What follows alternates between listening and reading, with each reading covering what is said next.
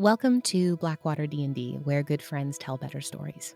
This series, Balance, is a mini-series using the Powered by the Apocalypse system Godkiller, which was created by Connie Chong and is now available at itch.io for purchase.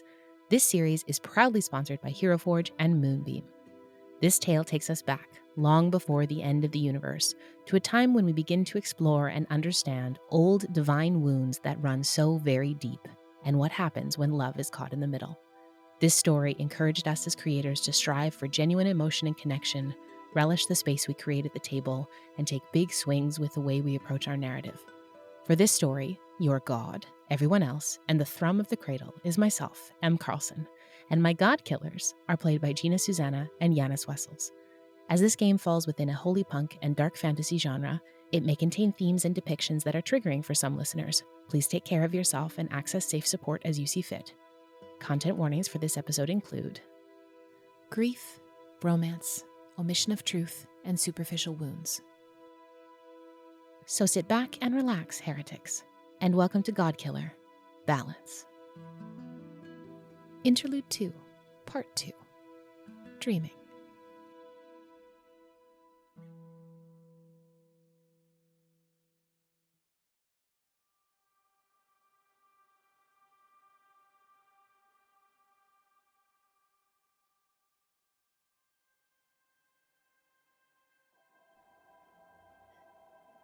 Ever.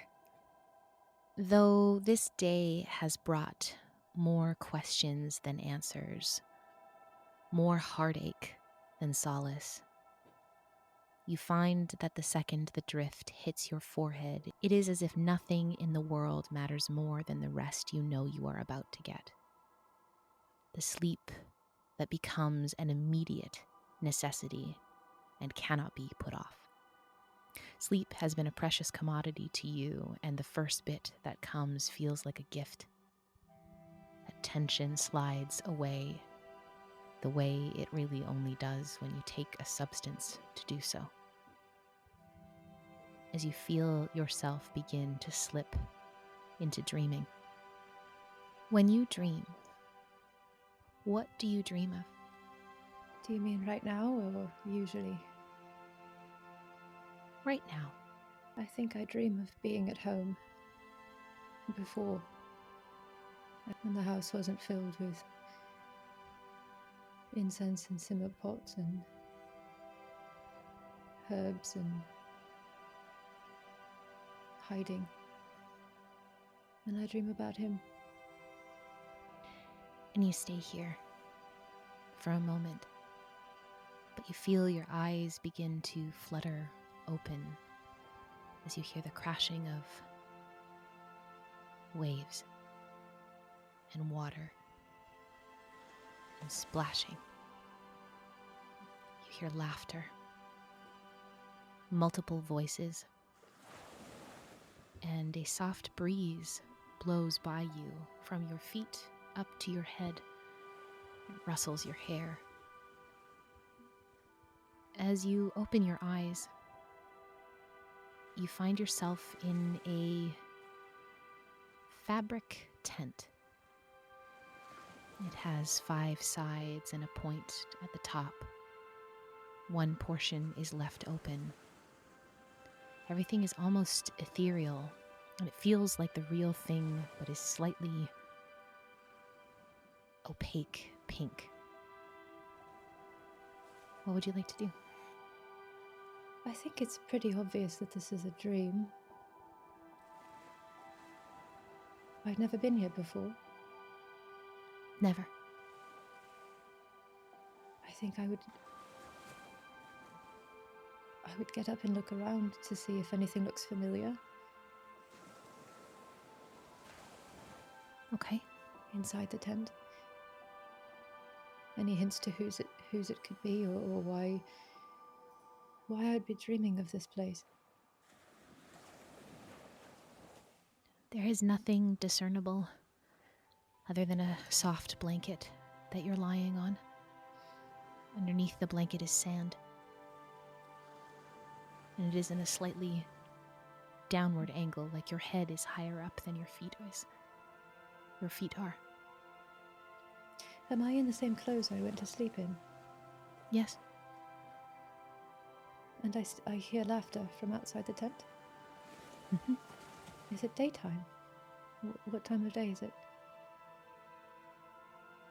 There is some light peeking in from the open portion of the tent, but you would have to get a look at outside to discern that. I'll go outside and look. Okay. Leaving the tent, you find yourself on a beach. You've been to the edge of a lake shore before, but this is larger. And there is a impossibly large body of water lapping the shoreline with small waves. Behind you, as you turn, you see a large estate, a multi-floored house perched slightly higher up on the hill. There's a beautiful garden of shrubbery and trees, but all of them are in these shades of pale pink and gold and lavender and light blue. There is sand beneath your feet and it's warm. Your feet sink slightly in as you turn and move with every step you take. Further up, behind this villa, this estate, you see probably about 50 buildings of various shapes and sizes, all arranged with pathways in between. If you turn to the other side, you'd see probably at least another 30 more stretching out over acres and acres. There are several large banyan trees close to the shoreline that provide a bit of shade. And as you finally survey the rest of your surroundings, you see a group of figures, probably about 100 feet away, down the beach. What would you like to do? I think I would first just stand there and take it all in. I think part of this reminds me of the books that Davos would read to me. It's almost like a castle in the sand. It feels fairy tale-ish. These trees, the ocean. It feels so peaceful, I think. And even though this isn't the dream I had been expecting, or even though this isn't what I'd thought, it's wonderful and calm. Can I see where the laughter's coming from? Do I still hear it? You do. It seems to be coming from those people, probably about 100 feet away from you. And what do they look like? Do I recognize any of them? Would you like to move closer? I would. So as you walk, one foot in front of the other, down the beach, you see a femme-presenting person about knee-deep in the waves, supervising about 6 small children who are all thoroughly enjoying the beach. One looks the eldest, and another older one seemed to be teaching 2 younger ones how to swim, while one other is standing skipping rocks, and the littlest one is on the beach digging in the sand. The femme-presenting person has long, cascading hair of pastel purples and pink and gold, all gathered into one large braid that is pinned up and doubled to prevent it from falling in the water. A crown of stars is nestled atop her head. Pale pink skin. And as Faye turns, you see these deep purple eyes. As you approach, Faye looks your way.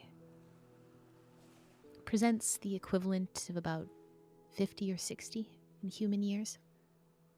A simple dress off the shoulder, with leagues and leagues of fabric pooling out in the water around them, rippling back and forth amongst the waves. Faye watches you approach, and you get probably about 30 feet when you hear, "Oh, you decided to join us. Just a moment. Oh, Nira, just call if you need me. I need to greet our guest. I'll be back in a moment." The eldest of the children nod, looking to be about 14 or so, equivalently. She has light blue skin and short, curly hair. There seems to be shells pulling the ringlets off of her face. And she seems to sparkle slightly with freckles of white across the bridge of her nose and on the caps of her shoulders. The older femme gestures to a spot midway between you on the beach, and a blanket just appears, big enough for two. And Faye glides over to it almost effortlessly, pulling their hair down, and the leagues of fabric begin to trail up and seem to get shorter, leaving the water until they are a regular length of a dress with just a small train. Faye begins to make fair way over to the blanket to sit. And you said Fair's gestured at me to join. Yes. Ever's watching all of this, just almost in awe of how peaceful everything feels. And while so much of this journey here has been fraught with hesitation and fear and grief, this doesn't feel like any of those things, and so I would follow without hesitation. Okay. You make your way over, and Faye looks up at you. "Sit, please. No need to be on your feet. It's beautiful out, so you might as well enjoy it while you're here." I will sit, but as I do, what is this place? Ah, yes. Normally, you'd wake in your room, but that felt like too much. It looks like the farmhouse, yours always does. I figured down here would be a nice middle ground since you don't have long, and I didn't want you to get lost on your way down. This is the dreamscape. Ever. Welcome. I think I'd like to recognize a god. Okay. So when you want to recognize the signs or the influence of a god of the cradle, roll 2d6 and add 1 for each true statement. You're in or near their domain. Yes. You're familiar with their gospel. Not. Probably not. Well, you've been a bit more familiar with it lately, so yeah, I'll give you that one. And it would be bad if you didn't know. No, it wouldn't be bad if you didn't know. So that's a +2. Well, I rolled a 6 and a 5.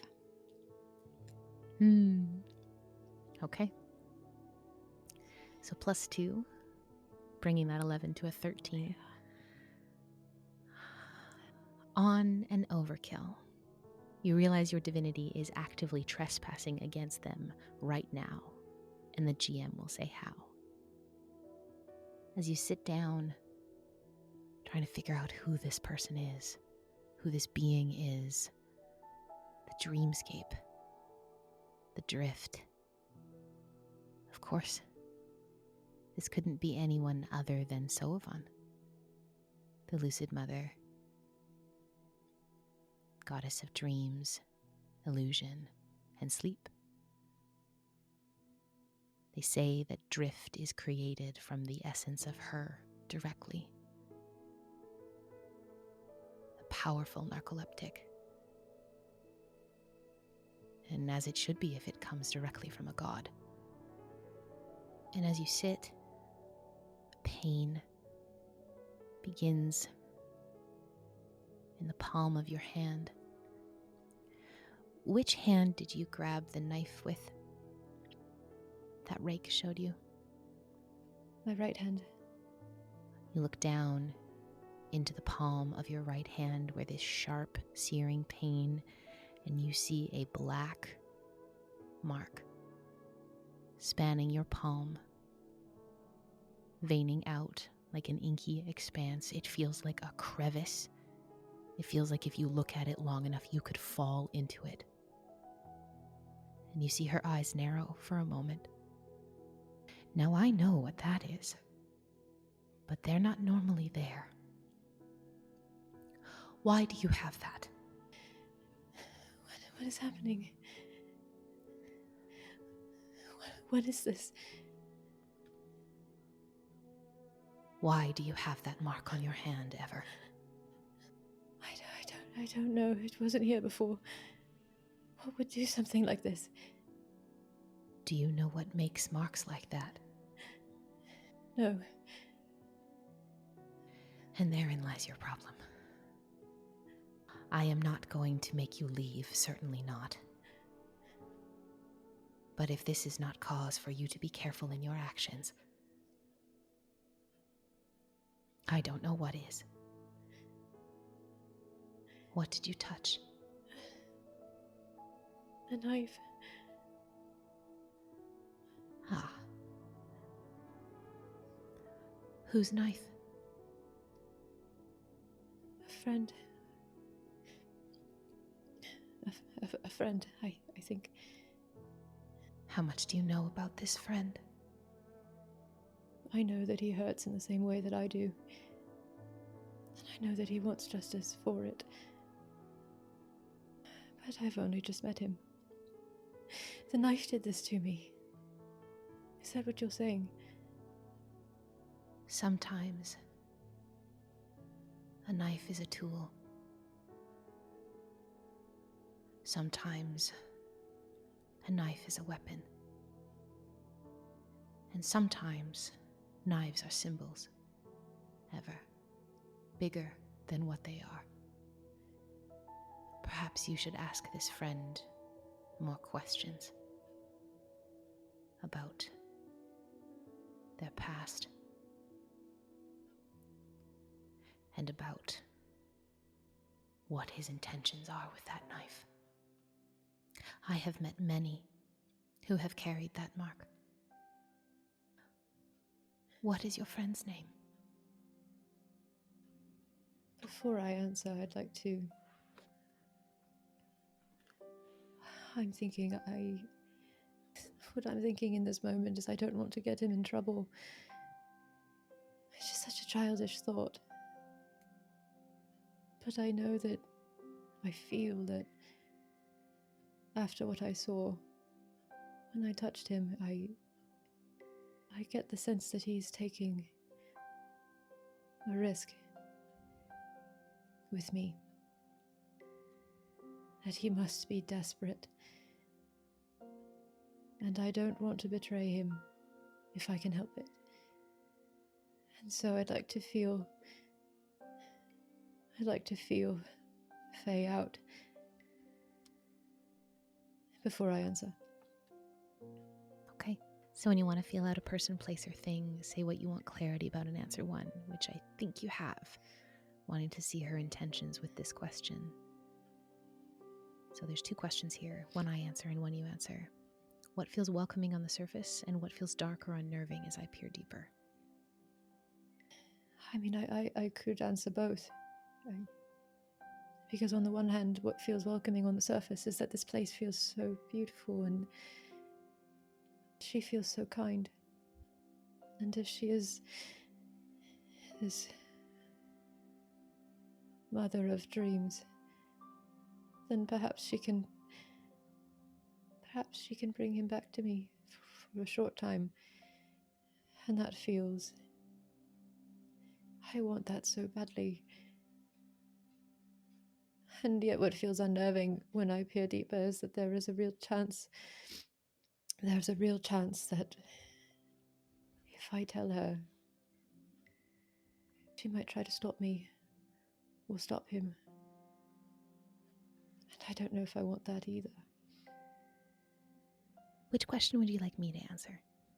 I want to know what feels dark or unnerving that I'm not seeing, or that perhaps I'm wrong about. She is concerned about the mark on your hand, less about its presence, which she doesn't seem to be shocked at. It's not the first time she's seen one. More about its placement. If she has seen this mark before, they don't go there. She seems genuinely concerned for you. And you have, maybe I'll weave both these questions together, you have a sense that this kind, motherly demeanor on her is a genuine one that she extends to almost everyone in her presence.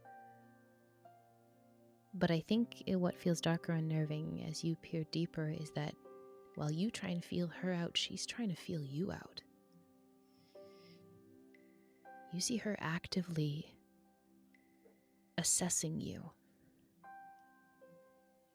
You see her clocking what you're wearing, the distance between the two of you. And you see her in that moment clock her own vulnerability, especially when you talk about a knife. Is your friend a Utocious? Would ever know what that is? No. You'd have no idea. I don't. And I'm still staring at this mark on my hand. I don't know. What is Utocious? Oh, the Utocious were a group of people who lived in a city called Barren Cliff, far to the south. They lived peacefully, and then they were massacred. A prophecy had come down that one day, one of their people would kill Archivelion and end the universe. The Godkiller prophecy. And they would do so with a knife, probably like the one you held. I have met many Utocious in my time. Some have even ventured out of their rooms to talk. And all of them, in some way, have dreamed for the same thing, fulfilling their task, finding the twin-souled priest, so that they may be done of it, and they can welcome their own oblivion. Generally, most Utocious keep to their own. It is dangerous to be part of a prophecy that involves killing the gods. Why do you think I don't go to the material plane anymore?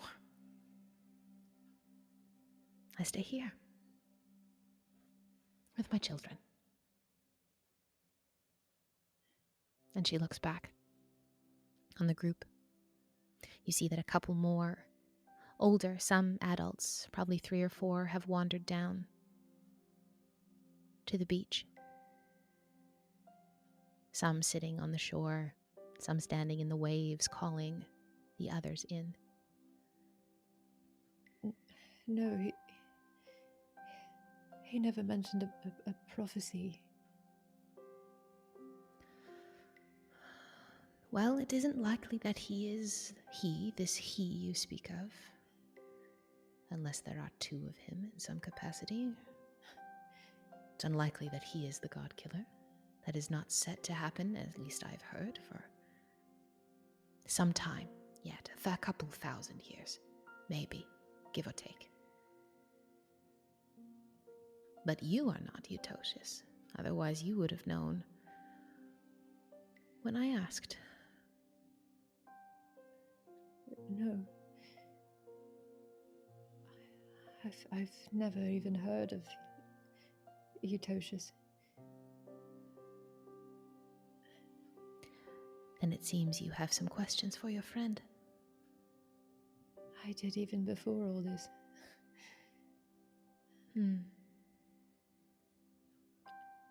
I only ask who he is because it's possible we've met. Rake. His name is Rake. She turns her head to the side. You see a look of thinking, deep in thought for a moment. Seems to be scanning through memory upon memory of all the mortals and otherwise. As she settles on something, you see it cross her face with a small twinge at her eyes. Ah, that was not the name I knew him by, but I do know who he is, yes. He does not dream, though he does try. He has not occupied his room for a few years now. He does not dream. No. How? Someone dreams for him. How? What does that mean? Someone dreams for him. He has given up, I think, that he does not think there is a life for himself beyond the plans she has for him. And in some way, he is right. Who? At least the way things are now. When you say she, who is she?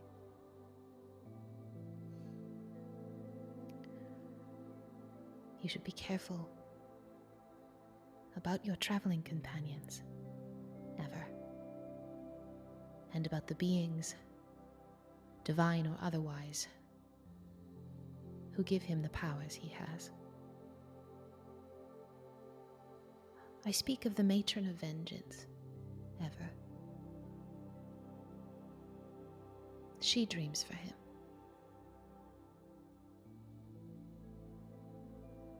And I look back down to my hand, flex it. Does it still hurt?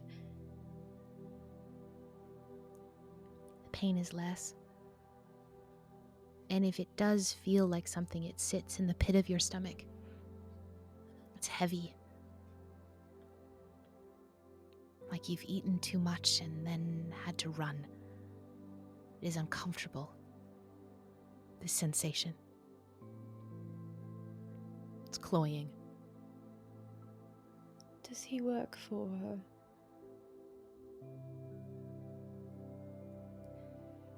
That is a question for him.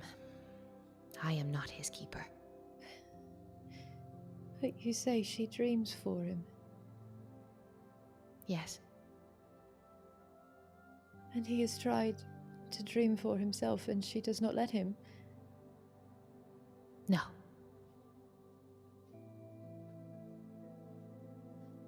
She was wronged a long time ago. Millennia. By accident. Actually. Someone was trying to protect her and in doing so caused her great pain. For 2,300 years she was left alone in her suffering. Naught but an echo chamber for her anger. What she felt was a great betrayal. And then, when she returned, her original place in the pantheon filled, naturally, as though a weave abhors a vacuum, so that vengeance burned so bright, it branded her, and she relished it. She dreamed of it. It was so loud. I heard every moment of it. It is quite something when a god dreams. She leaned in, and she let it burn her from the inside out until there was nothing left but that. Everything she does for herself, regardless of what she may tell you or him or what he believes. But who am I to tell you about vengeance? Ever. I just want her to know she was wrong. The matron. Do you know what she has him dream?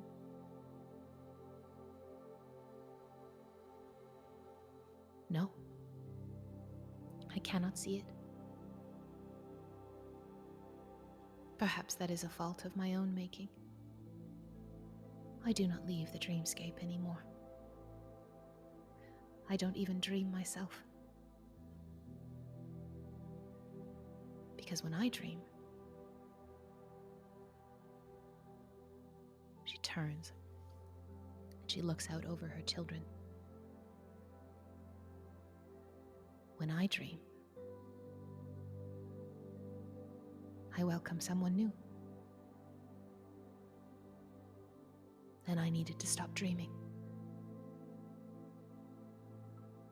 Because if there was a chance that one of my children would end up the Godkiller, I think it would break my heart. Who do you want to know that they are wrong, ever?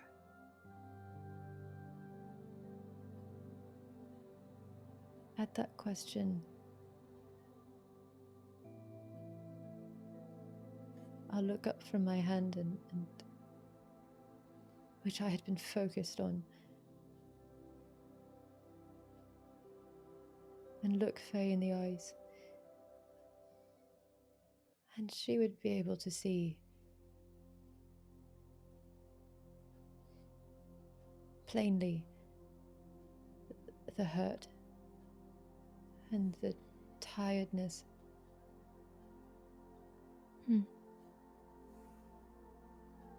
Because she does feel safe here,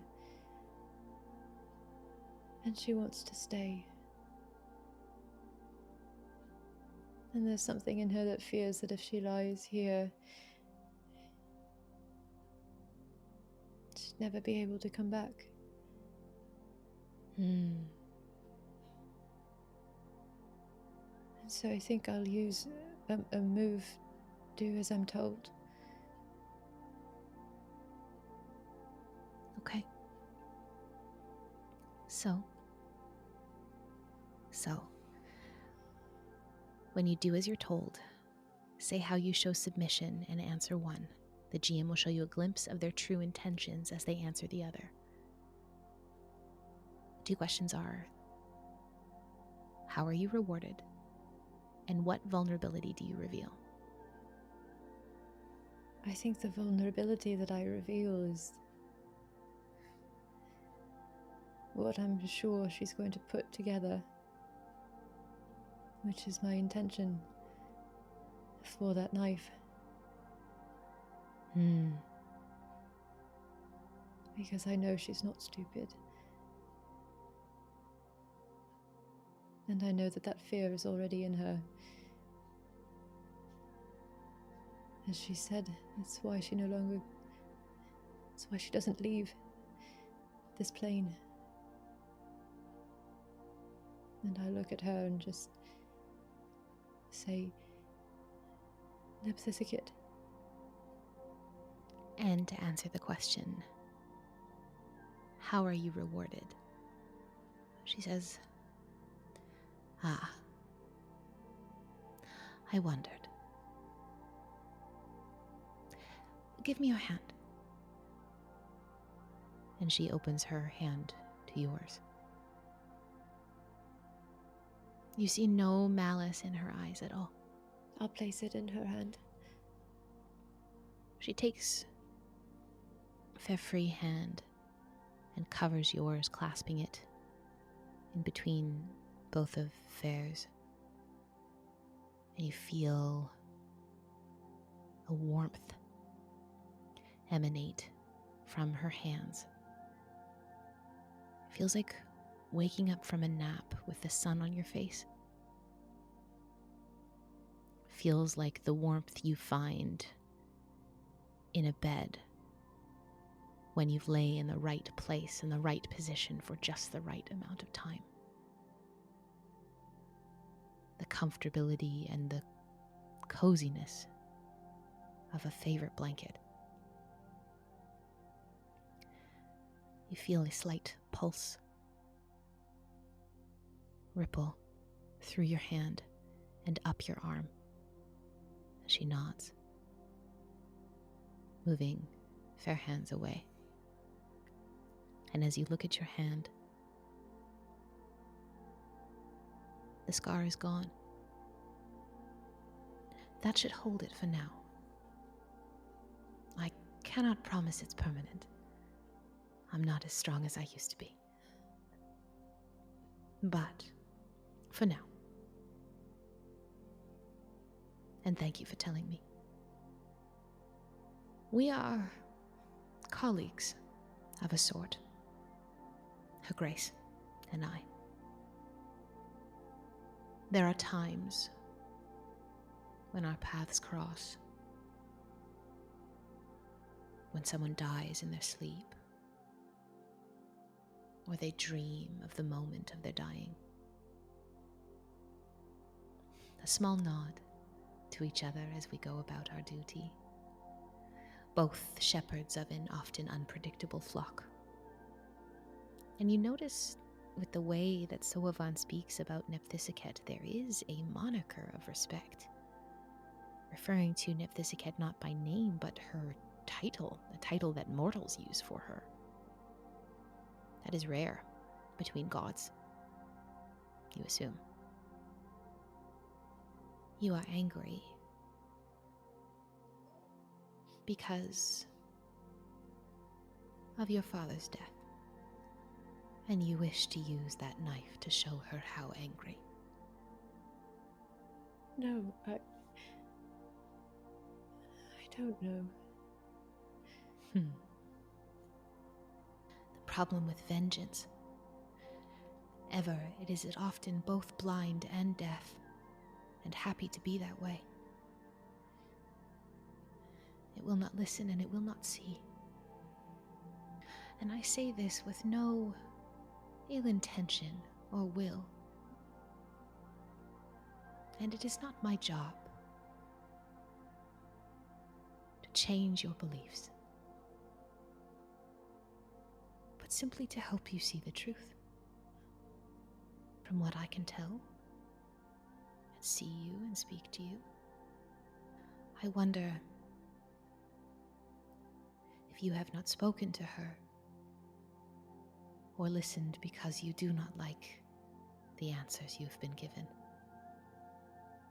I did not know it was her, but I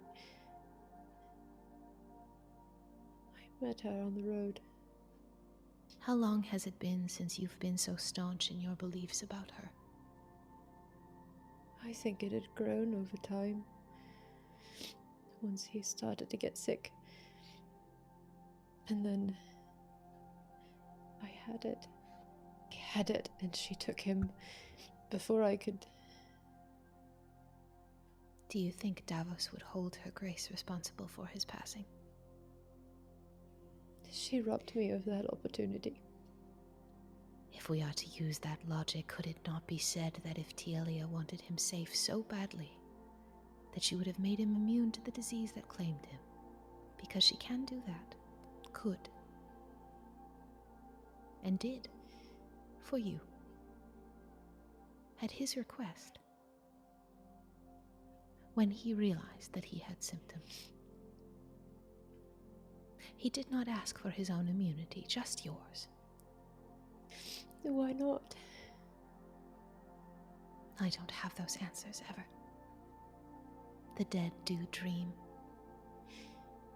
but they do not come here to do so.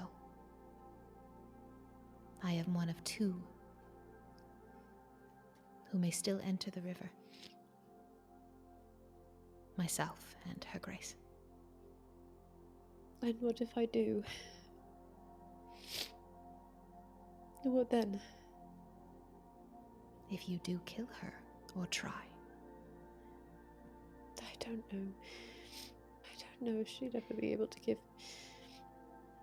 You said that the dead dream. They do, in a way. Can I see him? He is in the river. Ever, and I cannot take you there. It would kill you. But she can. Nephthisiket. Yes. So she can bring him out? No.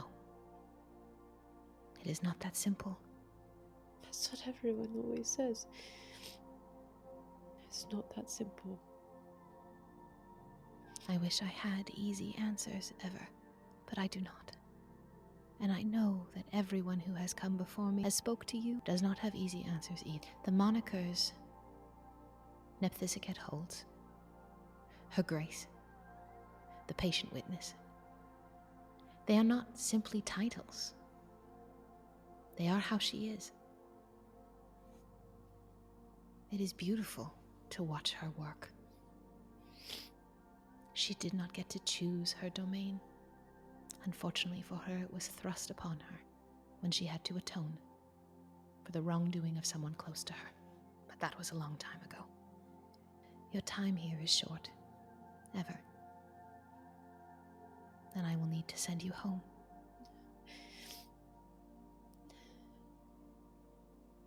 It was a small serving of drift. It was a small dose of drift. I understand.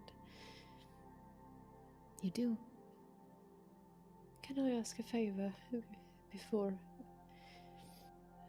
I have to leave? If it is within my purview, I will try. Actually, I'd like to ask for two things, but I don't know if that's possible. Start with one. You said it's not possible to send Rake a dream that's his own. You said he hasn't used his room in a long time. He does not use it because he cannot. She bars him from it. I'm sure there are machinations behind that, but who am I to conjecture on them? You see the cracks in the armor that he does not wear. That is who he was once, before she had her way. Can he use mine? Your room? If he's not allowed in his own room, can he borrow mine? They may not be his memories, but surely they must be better than what she's forcing on him. A small smile. There's a curiosity. I've never done that before. Let someone use someone else's room. I don't know what would happen if I did. All right? If he reaches for it, the next time he sleeps, I will grant him access. I will try. Thank you. I hope he does. I do too. Because it's very clear how much you care about him. I think I know him. But I don't know if this question complicates the first one, and if it does, is in whatever time I have left here, I'd like... Could I see him? Rake? Davos. My father. Even if it's not really him, it doesn't have to be him. It can just be from far away. It doesn't have to be him. Just something. There is one thing I can do. I can pull a memory from you, and you can take it while you're awake.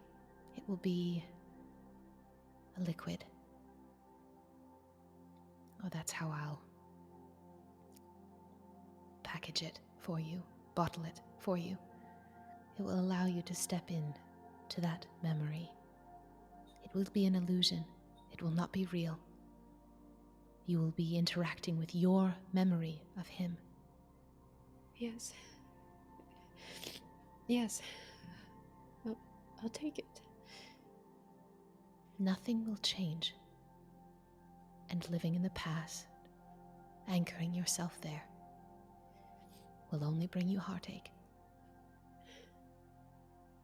Thank you. She extends one hand, and a glass vial appears in it. A stopper on the ground next to her.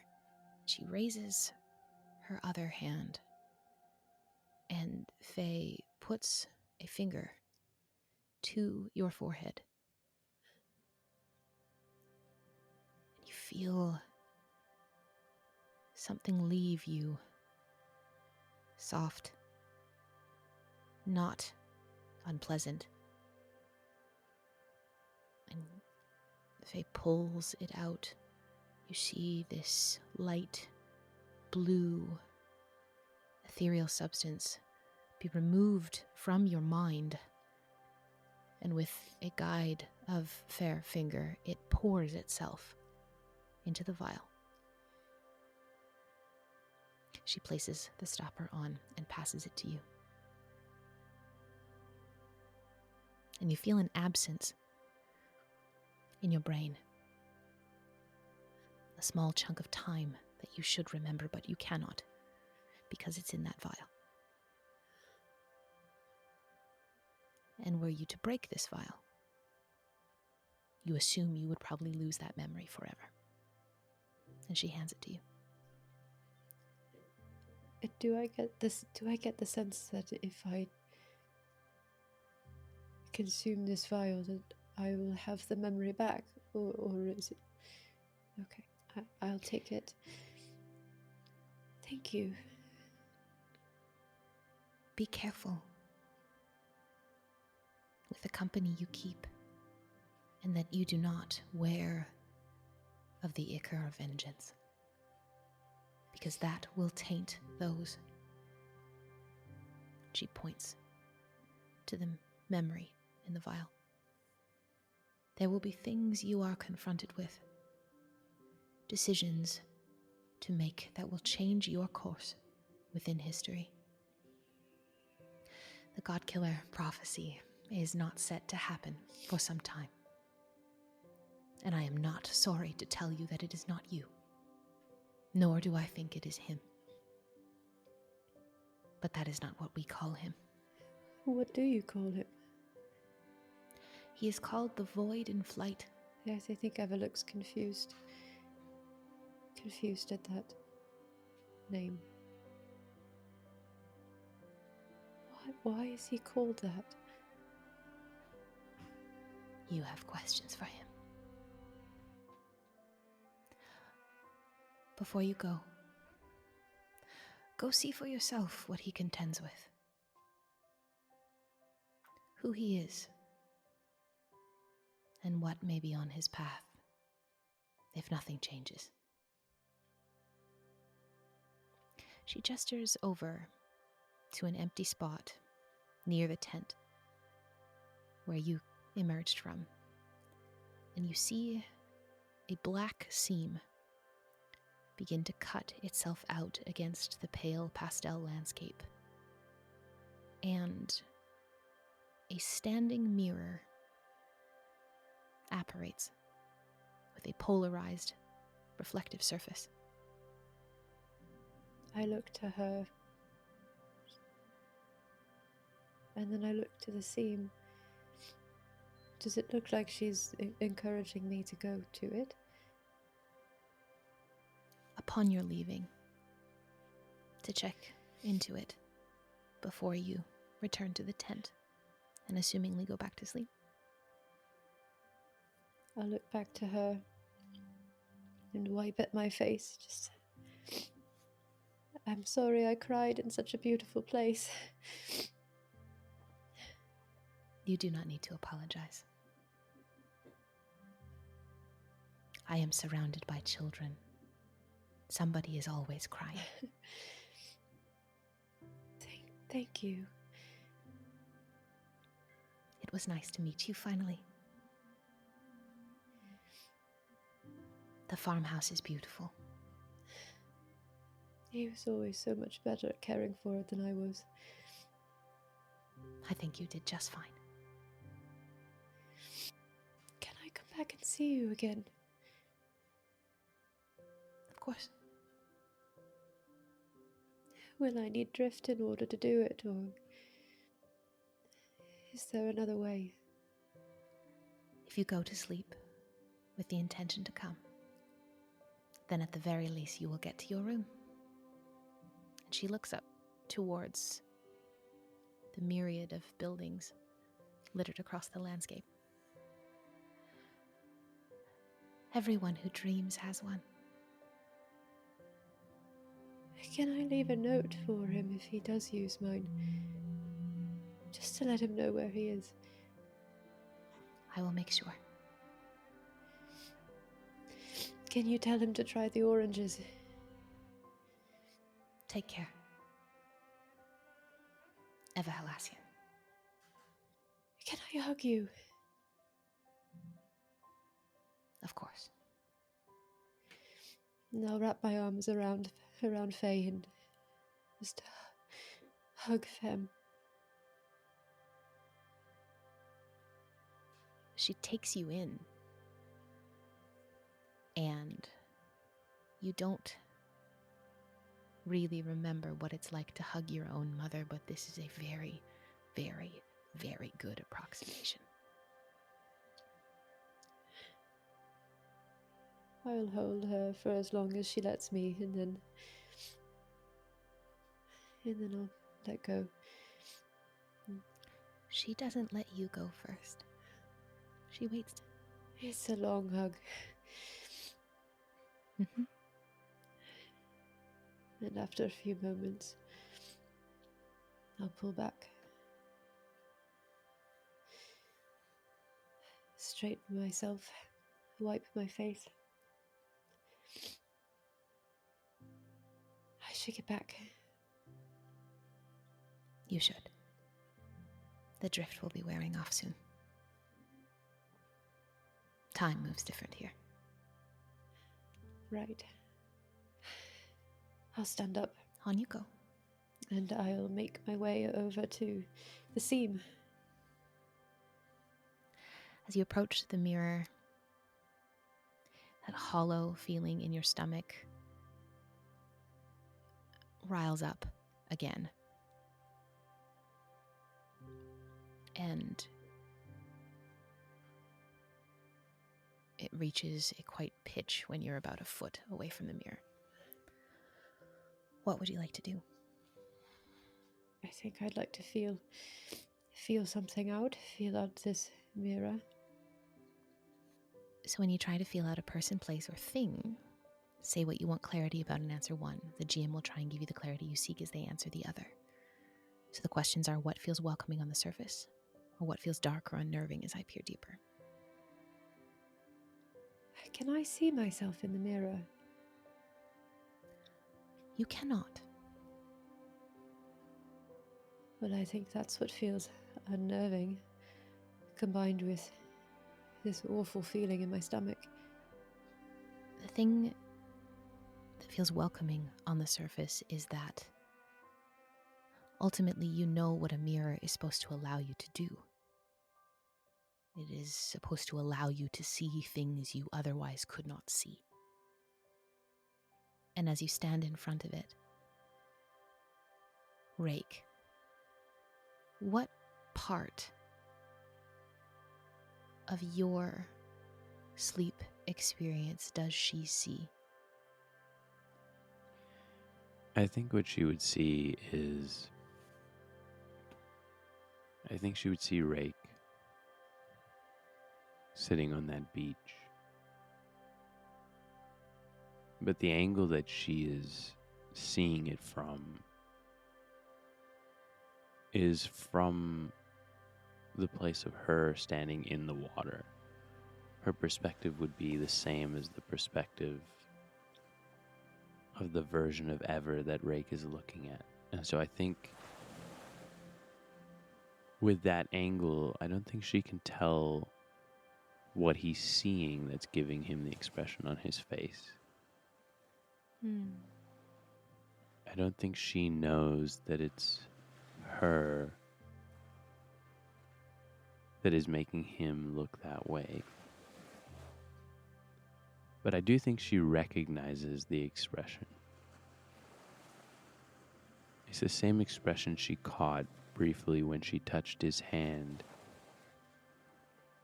earlier that night. The one where she sees him looking younger, looking more unguarded. But unlike that last time, it's not fear that is on his face for being seen. There is a lightness in his eyes.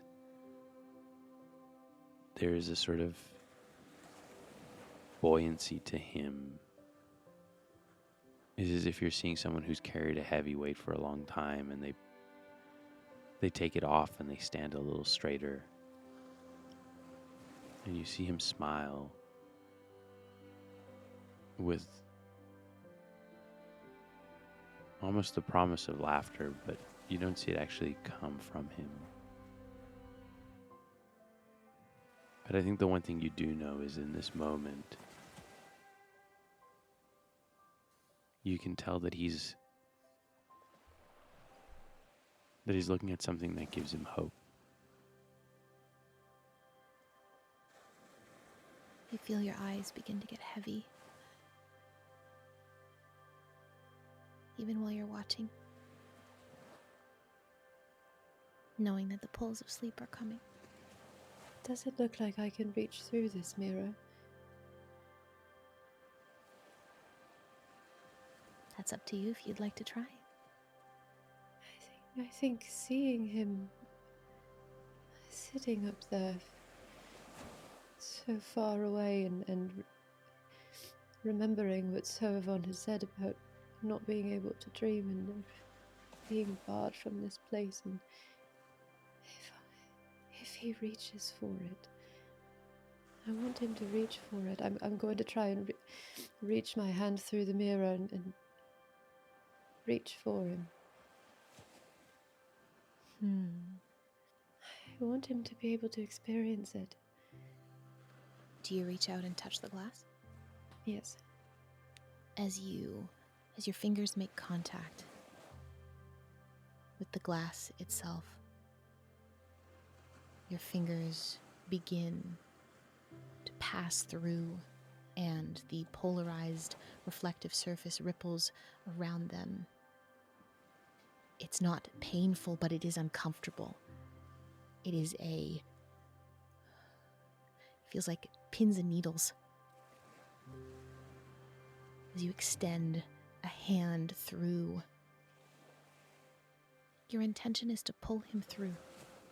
My intention is for him to feel welcomed here, to come through with me. To be able to reach for it, for me. So I can help him dream. Okay, if you want to do this, I'm going to have you roll to tempt fate. So, when you tempt fate with your actions, say what perilous feat you're trying to accomplish, wish you have, and roll 2d6. I'm going to add 1 for each true statement. A skilled ally is lending you a hand. I don't think so. You have no other options. You have other options. And you're far from any god that wishes you harm. Here? Yes. There is no god here, where you stand right now, that wishes you harm. So you can roll 2d6 and add a +1. 8. So on a hit, you get through it mostly unscathed. The fates spare you for now. Okay.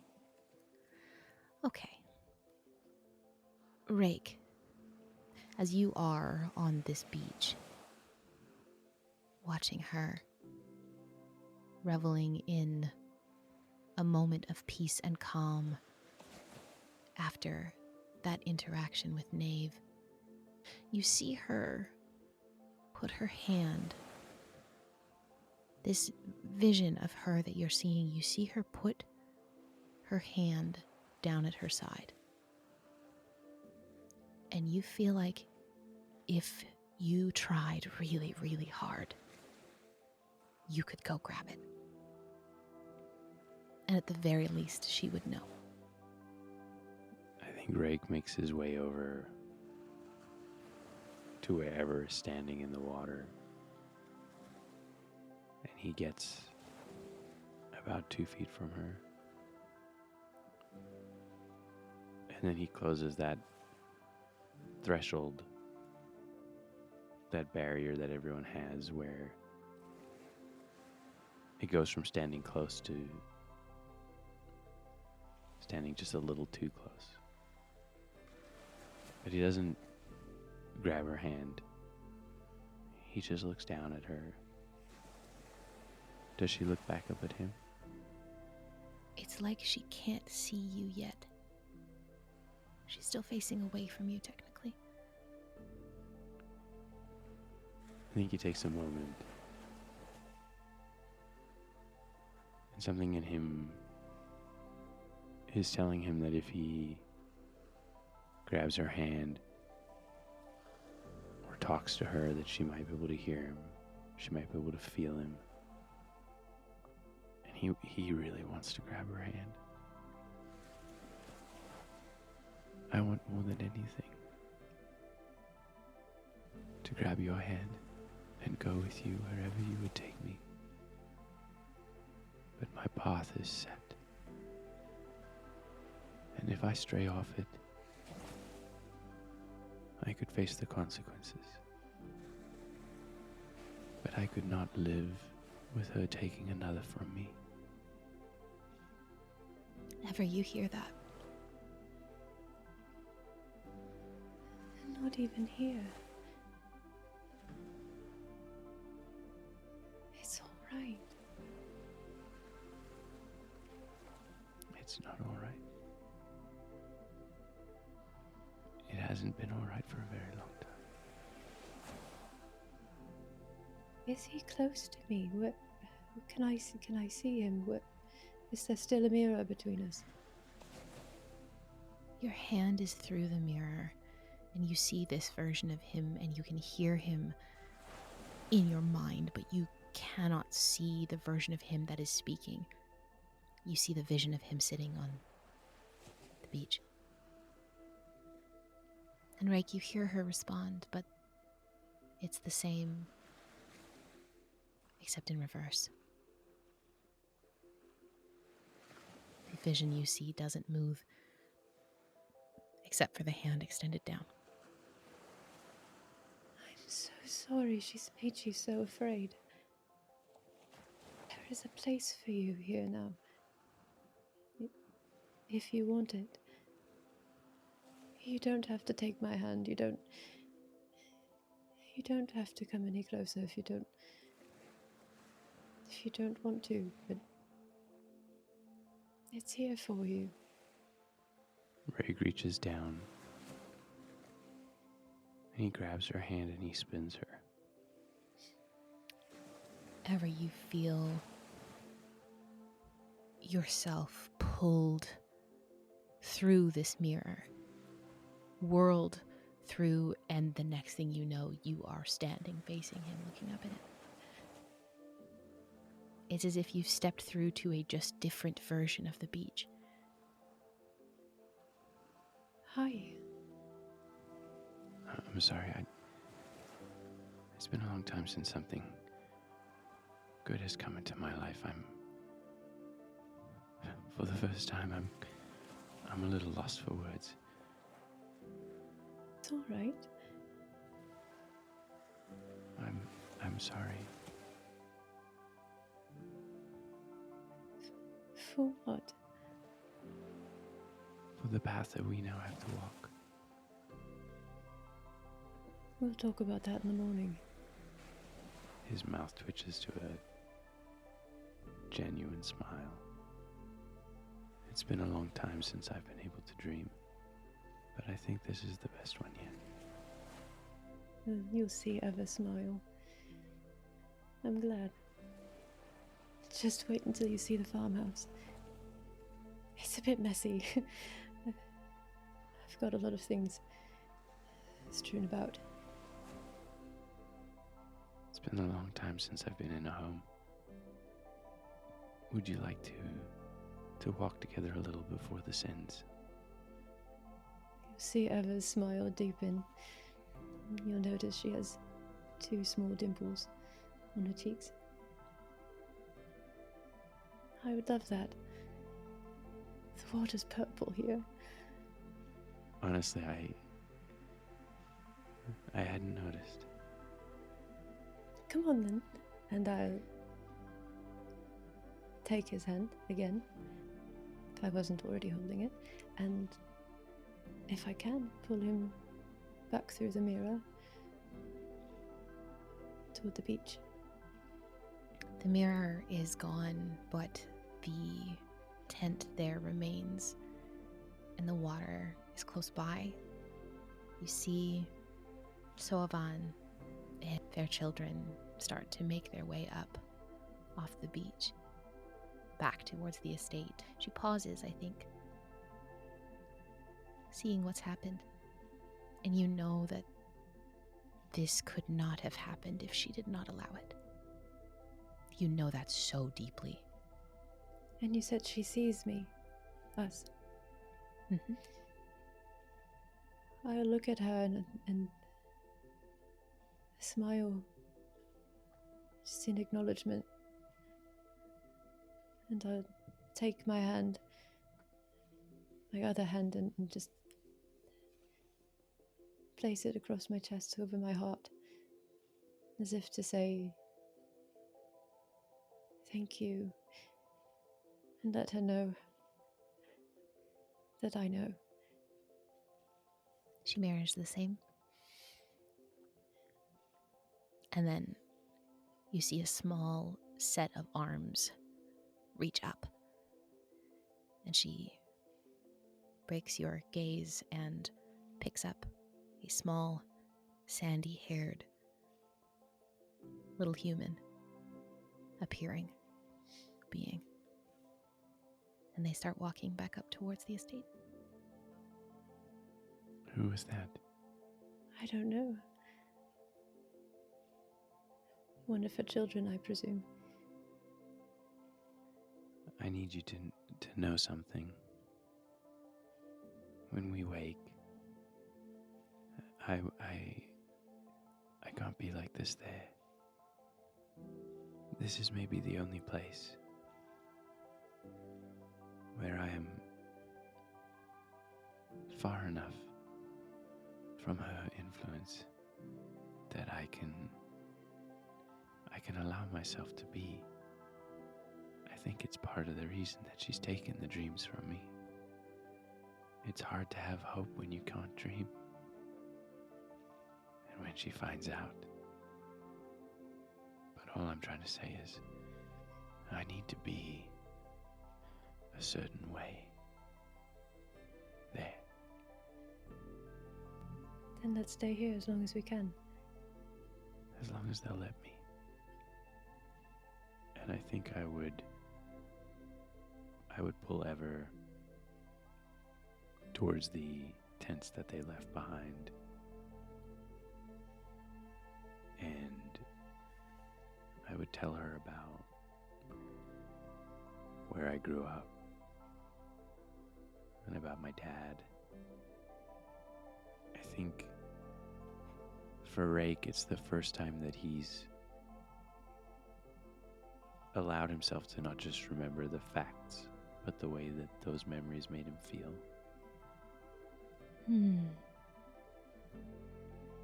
I think even if ever, and I don't know if you would, but even if ever was to try and steer the conversation to anything related to the knife or anything like that, I think he would just do his best to steer clear of it altogether. She is in rapt attention. She will let you speak as long as you want. Her attention is on you. And in that case, I think you would see someone who is telling stories about his dad and about growing up with a sort of fervor of someone who has, or someone who needs someone to know these things. He needs someone else to know that they existed and that they mattered. And it's like watching a young child show you something that they're passionate about. They burn with the excitement to get to share what they know. And you find that every once in a while, his sentences sort of stop halfway as your eyes catch and you visibly see him lose his train of thought. And then he, yes, and picks up right where he left off. And I think at some point, the conversation goes from seated around whatever sort of little foods they had set out to both of them laying on their backs, facing the sky, to his hand finding Ever's as they lay on their backs, and him reaching out and intertwining his fingers with hers. It feels safe here in this tent in the dreamscape. Given permission to be here. It feels safe. That regardless of everything you told her ever and everything she knows, Rake, this is safe. But impermanent. You feel the heaviness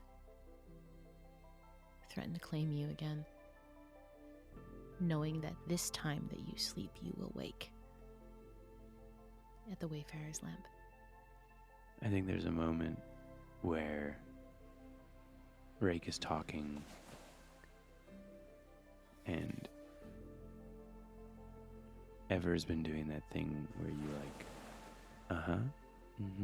like making those noises of I hear you, as he just doesn't, he's like a dam that's burst with things to share with someone who genuinely wants to listen, and he's not even aware that he's barely giving you any room to speak. He's just so happy to get to share. And I think there's a moment where he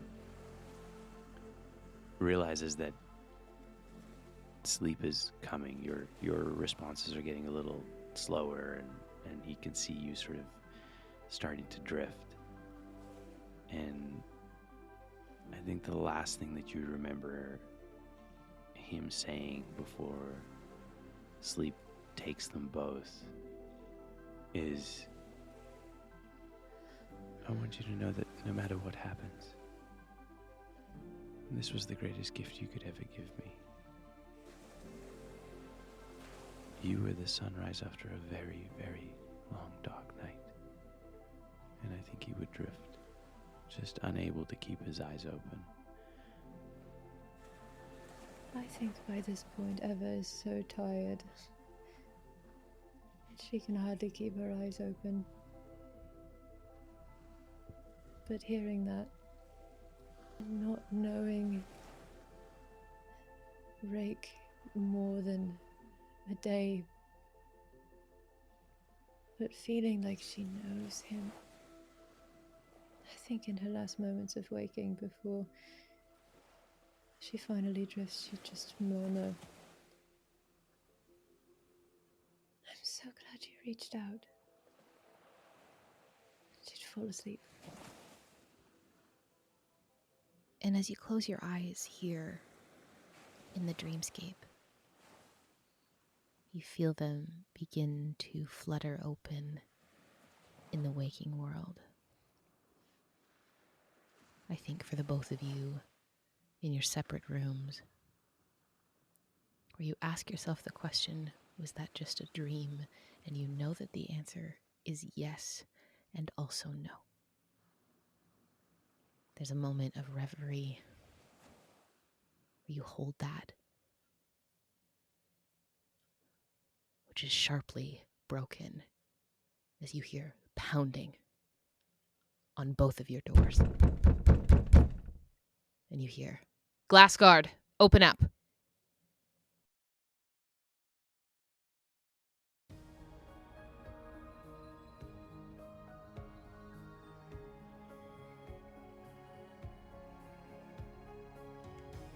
Godkiller Balance is performed by M. Carlson, Gina Susanna, and Yanis Vessels. This season's dramaturge is Tim Carlson. Special thanks to our campaign artist Mishi, who you can find at MishiArt on Twitter. Our main theme for this episode, Light and Dark, was composed by Sean McRoberts. Character and location leitmotifs composed by Cy Rutherford of Sounds of Adventure. Music and effects by Epidemic Sound.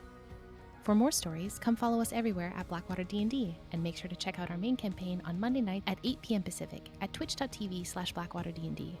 To play your own campaign of Godkiller and dive into your own divinity, go support Godkiller by purchasing the Ashcan on itch.io today, with the print version published soon by Evil Hat Productions. This show is made possible by our sponsors who graciously support us playing pretend and having feelings about it. We are grateful to be sponsored by Hero Forge, who offer fully customizable miniatures made with their online 3D character creator. Head on over to design your own Godkiller and get them printed in a wide variety of materials, including color printing options. With new content added each week, check out www.heroforge.com to start bringing your characters to life. This show is also proudly sponsored by Moonbeam, a better and safer way to stream. Dive into realms for vibrant community hubs where creators keep 100% of what they earn while protected by Pixis, a revolutionary moderation tool that learns and adapts to your boundaries. So check them out and join Moonbeam today. Finally, we're thankful to our patrons for joining us on our second journey through the cradle. You too can come join us on Patreon, where you can check out behind-the-scenes info, our Talkback Show Chatwater, as well as exclusive Godkiller bonus content and so much more. Head on over to patreon.com/BlackwaterD&D for all the details. See you next time, heretics, and to all the gods out there, be safe.